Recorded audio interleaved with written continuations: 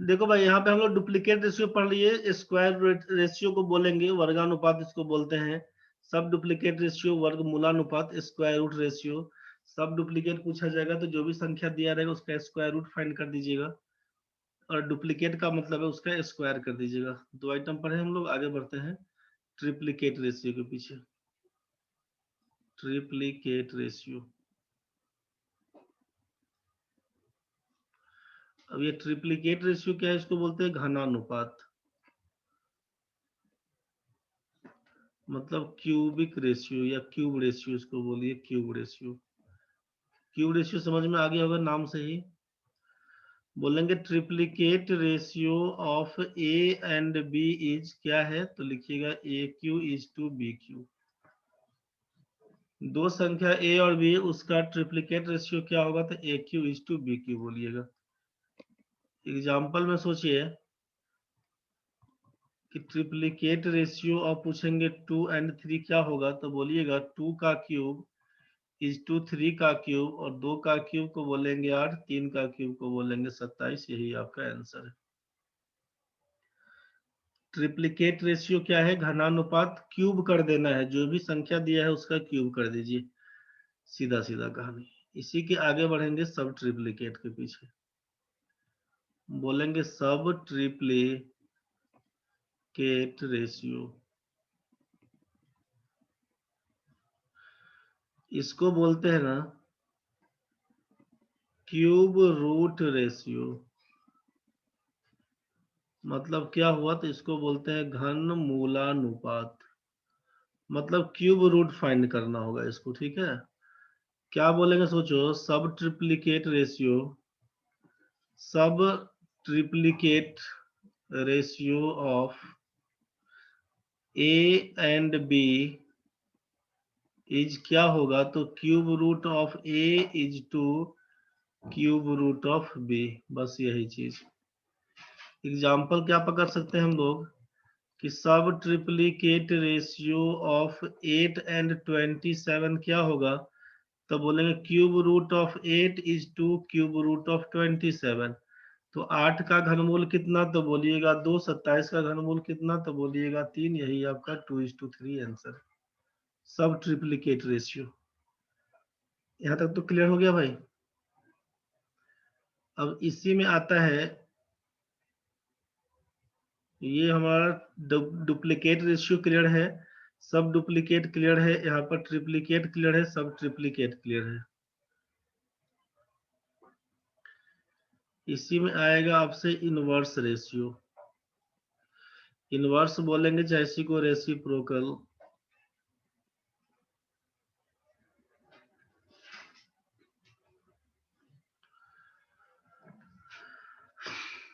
इसको विलोमानुपात बोलते हैं।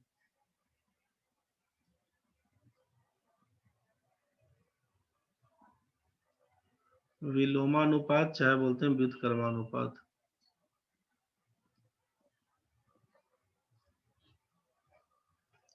विलोमानुपात चाहे व्युत्क्रमानुपात, इनवर्स रेशियो।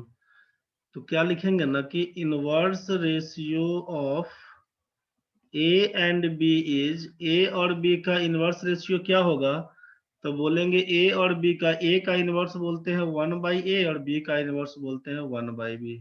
तो इसी को लिख दीजिएगा b is to a, cross multiply, b को 1 से गुना करिएगा तो b, a को 1 से गुना करिएगा a।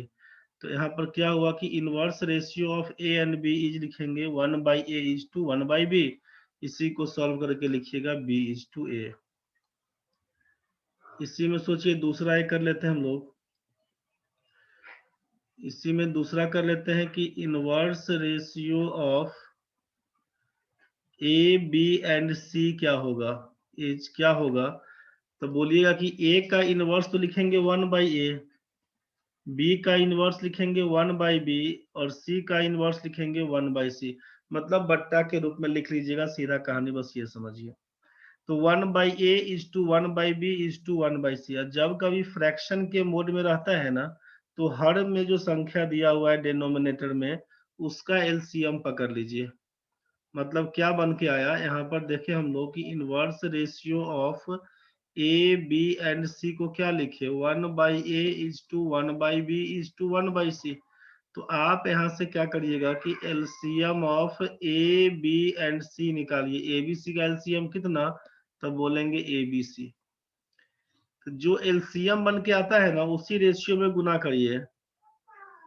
That is inverse ratio of A B and C बराबर लिखेंगे 1/a into A B C is to 1/b into A B C is to 1/c into A B C. मतलब ratio के हर एक term में same number से गुना करते हैं, कोई अंतर नहीं पड़ेगा, ये बात कल देखे थे। तो ए से ए काट देंगे, बी से बी को काट देंगे, सी से सी को काट देंगे, क्या बचेगा, तो b C is to a c is to a b, यही बचेगा।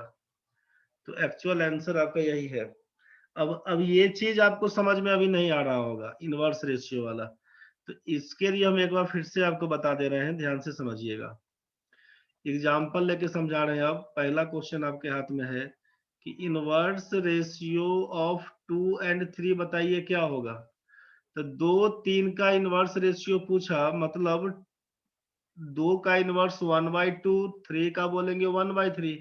तो 1/2 इज टू 1/3। तो सोचिए कि एलसीएम अगर लेते हैं, यहाँ पर सीधे बोले कि 3 2 कर दीजिएगा, 3 2 आप लिख भी दिए, क्रॉस मल्टीप्लाई करके आंसर। तो दो टर्म में तो बड़ा आसान, लेकिन डिटेल्स में जाएंगे तो क्या लिखिएगा ना कि एलसीएम ऑफ डेनोमिनेटर, जो हर है उसका लघुत्तम समापवर्त्य। एलसीएम ऑफ 2 एंड 3 बराबर क्या बोलिएगा, 6। 2 और 3 का एलसीएम 6 बन के आएगा। तो जो एलसीएम बनेगा ना 1/2 में इस एलसीएम 6 से गुना कर दीजिए, फिर 1/3 में इस एलसीएम 6 से गुना कर दीजिए, क्या बन के आएगा। तो यहाँ से काटिएगा तो 2 से कटेगा 3 बार में, 3 से कटेगा 2 बार में, लिखिएगा 3:2। तो डिटेल्स का ये कहानी है, लेकिन हम लोग दो टर्म में केवल क्रॉस मल्टीप्लाई करते हैं, आंसर पकड़ा देते हैं। A:B का इनवर्स पूछे क्या होगा, सीधे लिखेंगे B:A होता है। बस इसी पर कुछ कुछ बात समझ में आया होगा। अब क्यों करते हैं, एलसीएम पकड़ के गुना कर देते हैं। एग्जाम्पल आप दूसरा समझिए। इनवर्स रेशियो ऑफ 2 3 एंड 4 क्या होगा।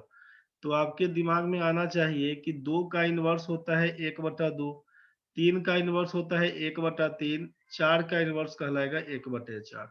अब क्या करेंगे, तो यहाँ पर दिमाग में सोचिएगा कि एलसीएम ऑफ किसका, 2 3 एंड 4 कितना।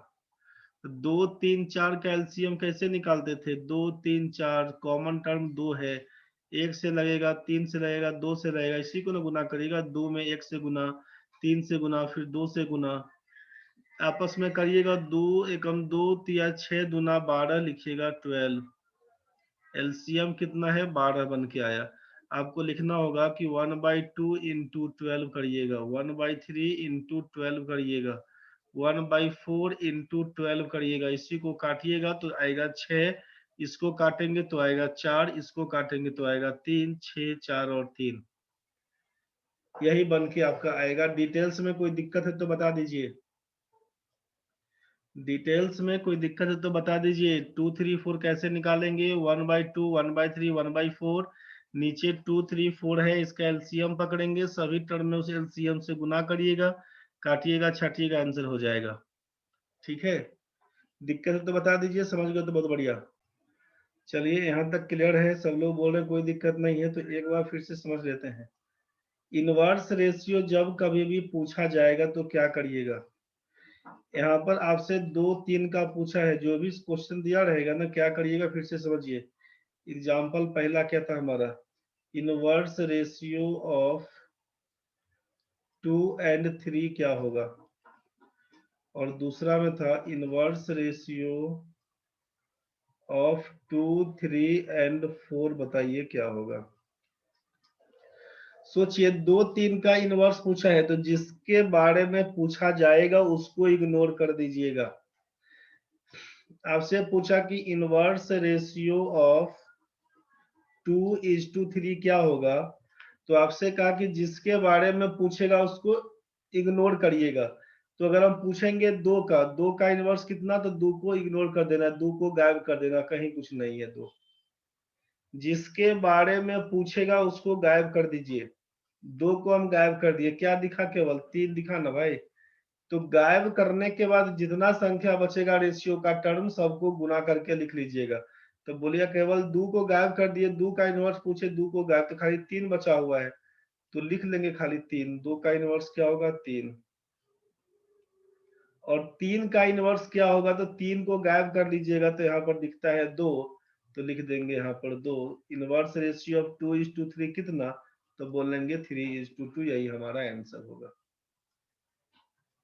सोचिए इनवर्स रेशियो ऑफ 2, 3, 4 पूछा हमसे, मतलब इनवर्स रेशियो ऑफ 2:3:4 क्या होगा, हमसे ये पूछा। तो आपसे कहा कि 2 का इनवर्स क्या होगा, तो 2 का इनवर्स इसको हम गायब कर दिए, 2 को गायब कर दिए। जितना संख्या बचता है सबको आपस में गुना करिए 2 का इनवर्स निकालने के लिए। 4 में 3 से गुना करिएगा तो कितना लिखिएगा, 12 बोलिएगा ना, तो लिखिए 2 के नीचे 12।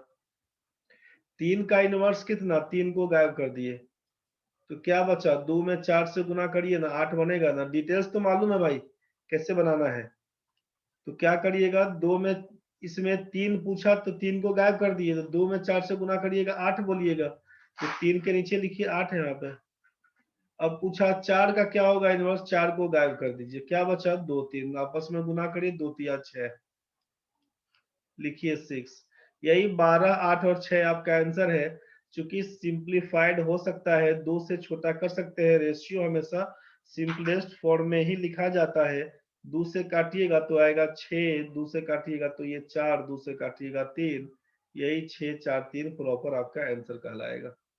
तो जितना हम लोग इसके पहले किए हैं देख लीजिए, 6 4 3 है ना था, लेकिन इतना एलसीएम निकालेंगे, ये करेंगे वो करेंगे, कुछ नहीं करना रे भाई, समझ गया।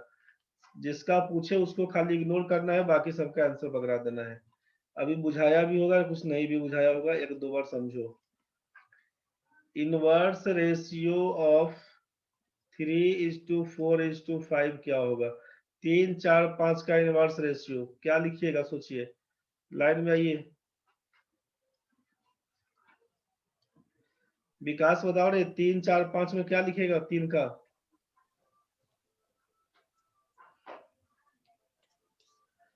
विकास इनवर्स रेशियो ऑफ 3:4:5 कहां से लिखना शुरू करें।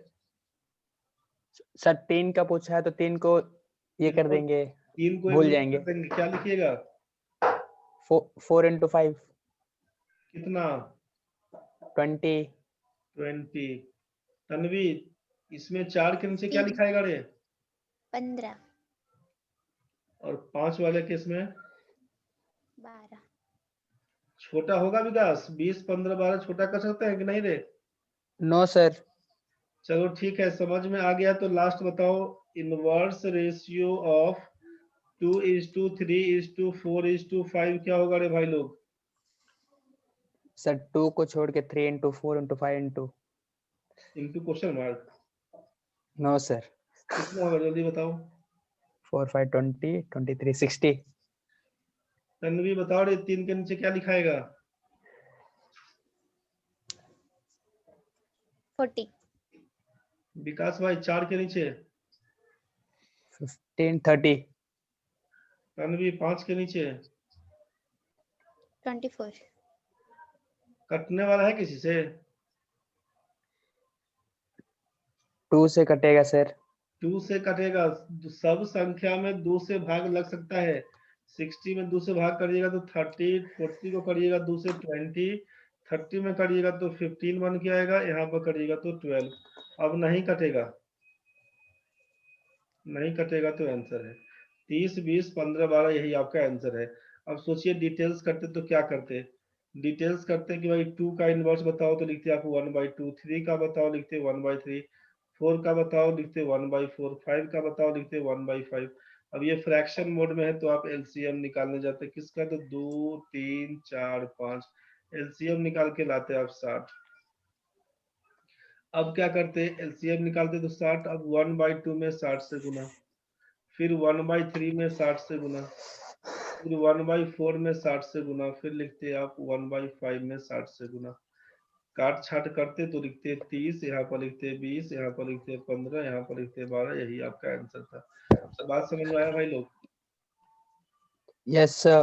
तो इतना डिटेल्स नहीं जाके सीधा सीधा जिसके बारे में पूछेगा इग्नोर करेंगे, इनवर्स निकाल के ले आएंगे। मेरे ख्याल से आपको दिक्कत नहीं होगा इनवर्स निकालने में। Yes sir. समझ में आ गया सबको ना? Yes sir. ठीक है, एक लास्ट, बस आज का कहानी खत्म हो जाएगा, एक लास्ट बता दे रहे हैं। इसको बोलते हैं कंपाउंड रेशियो, मिश्र अनुपात। मिश्र अनुपात से क्या मतलब है? Compound ratio of A is to B, C is to D, E is to F is A अनुपात B, C अनुपात D, E अनुपात F। मतलब यहाँ भी हम कॉमा करके डॉट डॉट कर देते हैं। कंपाउंड रेशियो क्या होगा तो लिखिएगा यहाँ पे ना कि एज क्या होगा, तो लिखिएगा कि A by B into C by D into E by F into dot dot.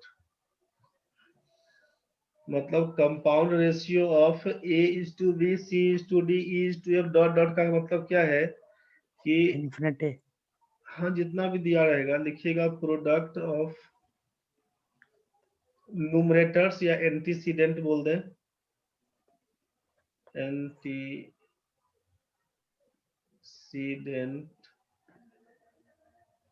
और नीचे बोल देंगे प्रोडक्ट ऑफ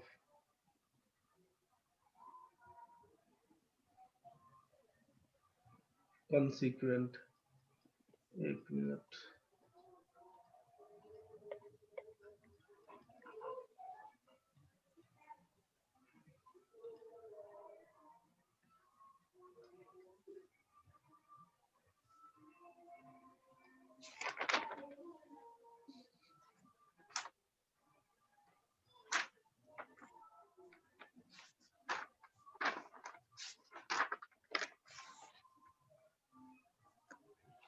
एंटीसीडेंट ANTI कर देना रे, एंटीसीडेंट में ANTICEDENT कर देना। एंटीसीडेंट कल लिखे थे इसमें एंटीसीडेंट, ANTICEDENT कर लेना। चलो ठीक है, बढ़ते हैं आगे।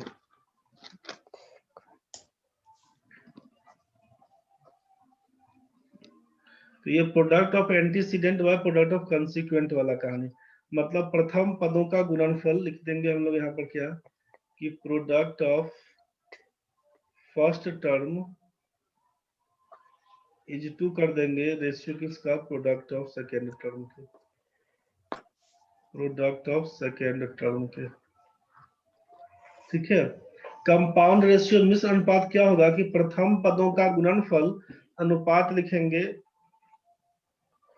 इसके बाद लिखेंगे प्रोडक्ट ऑफ सेकेंड टर्म मतलब द्वितीय पदों का गुणनफल। बस इसी चीज का ध्यान रखिएगा। एग्जांपल में समझ लीजिए कि कंपाउंड रेशियो ऑफ 2:3, 5:7 बराबर व्हाट। अगर ये क्वेश्चन दिया कि कंपाउंड रेशियो बताइए तो क्या लिखिएगा, कंपाउंड रेशियो बराबर 2 × 5 = 3:7। इसी को गुना करिएगा तो 5 × 10 7 × 21, कंपाउंड रेशियो यही बन के आएगा। कुछ बात समझ में आया? Yes sir. आप जरा बता दीजिए कंपाउंड रेशियो ऑफ 4:5 एंड 6:7 क्या लिखने का मन?